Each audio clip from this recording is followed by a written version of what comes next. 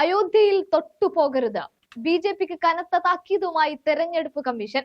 തെരഞ്ഞെടുപ്പ് മുന്നിൽ വന്നു നിൽക്കുമ്പോൾ ഏതൊക്കെ തരത്തിൽ രാഷ്ട്രീയ പാർട്ടികൾ പ്രചരണങ്ങൾ നടത്തണമെന്നുള്ള കൃത്യമായ മാർഗനിർദ്ദേശവും പെരുമാറ്റവും ചട്ടവുമൊക്കെയായി തെരഞ്ഞെടുപ്പ് കമ്മീഷൻ മുന്നിൽ വെക്കുമ്പോൾ ഞെട്ടുന്നത് കേന്ദ്രം തന്നെയാണ്. അങ്ങനെ വരുമ്പോൾ എല്ലാ രാഷ്ട്രീയ പാർട്ടികളും അല്പമൊന്ന് വിയർക്കും എന്നുള്ളത് ശരിവെക്കുമ്പോൾ തന്നെ അത് ഏറ്റവും കൂടുതൽ ബാധിക്കുന്നത് ബി.ജെ.പിയെ തന്നെയാണ്. കാരണം ഈ രാജ്യത്തെ വർഗീയപരമായി ഭിന്നിപ്പിച്ചുകൊണ്ട് ഭരണം മുന്നോട്ട് കൊണ്ടുപോയപ്പോൾ ഏറ്റവും അധികം അവർ പാടിപ്പറഞ്ഞു നടന്നത് വിശ്വാസത്തിലൂന്നിയ വികസനമാണ്.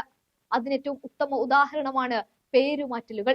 നഗരവീതിയുടെ, കെട്ടിടത്തിന്റെ, അങ്ങനെ ഇന്നലെ എന്ത് പേരുകളിൽ അറിയപ്പെട്ടിരുന്നുവോ അവയൊക്കെ മാറ്റി പുതിയ പേരുകൾ ചാർത്തുക. ഇത്തരം ലീലാവിലാസങ്ങൾ ഒന്നും തന്നെ ഇനി തെരഞ്ഞെടുപ്പ് സമയത്ത് പ്രചരണായുധമാക്കി മാറ്റേണ്ടതില്ല എന്നുള്ള ഉറച്ച തീരുമാനത്തിൽ നിൽക്കുമ്പോൾ തിരഞ്ഞെടുപ്പ് കമ്മീഷൻ.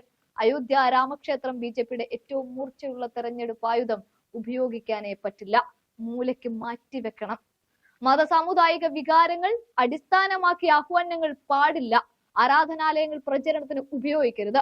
വ്യാജ പ്രസ്താവനകളും തെറ്റിദ്ധരിപ്പിക്കുന്ന പ്രചാരണവും പാടില്ല എന്നീ നിർദ്ദേശങ്ങൾ എല്ലാ രാഷ്ട്രീയ പാർട്ടികളും പാലിക്കണമെന്ന് തെരഞ്ഞെടുപ്പ് കമ്മീഷൻ കൃത്യമായി അടിവരയിട്ട് പറയുകയാണ്. കൂടാതെ നേതാക്കളുടെ വ്യക്തി ജീവിതവുമായി ബന്ധപ്പെട്ട പരാമർശങ്ങൾ പാടില്ല. അങ്ങനെ വരുമ്പോൾ അസമിലെ മുഖ്യമന്ത്രി ഹിമന്ത് ബിശ്വ ശർമ്മ മിണ്ടാതിരിക്കേണ്ടി വരും, അടക്കേണ്ടി വരും. കാരണം നാഴികയ്ക്ക് 40 വട്ടവും രാഹുലിനെതിരെ, ഗാന്ധി കുടുംബത്തിനെതിരെയാണ് വാളോങ്ങാറുള്ളത്. നാവിന്റെ വാള്. അതിനെ മിണ്ടാതിരുന്നേ പറ്റൂ. മാതൃകാ പെരുമാറ്റച്ചട്ട ലംഘനം ഇനി അനുവദിക്കില്ല. സ്ത്രീകളുടെ അന്തസ്സിനും മാന്യതയ്ക്കും കോട്ടം പറ്റുന്ന പ്രവർത്തനങ്ങളിൽ നിന്നും പ്രസ്താവനകളിൽ നിന്നും വിട്ടുനിൽക്കണം. തെറ്റിദ്ധരിപ്പിക്കുന്ന പരസ്യങ്ങൾ മാധ്യമങ്ങളിൽ നൽകരുത്.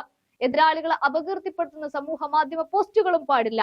എല്ലാ മാർഗനിർദ്ദേശങ്ങളും കൃത്യമായി പറഞ്ഞു വെക്കുമ്പോൾ കേന്ദ്രം തല താഴ്ത്തേണ്ടി വരികയാണ്. ഇനി എന്ത് ചെയ്യും, ഏത് മാർഗത്തിൽ പ്രചരണം നടത്തും എന്നുള്ളതോർത്ത്.